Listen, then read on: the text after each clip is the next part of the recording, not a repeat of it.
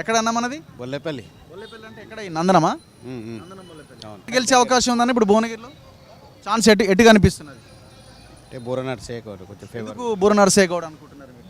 అంటే క్యాస్ట్ వైజ్గా కొంచెం జర చేయాలన్నట్టుగా బీసీ వర్గానికి అట్లా సో బీసీ యాంగిల్ గట్టిగా పనిచేస్తుందా?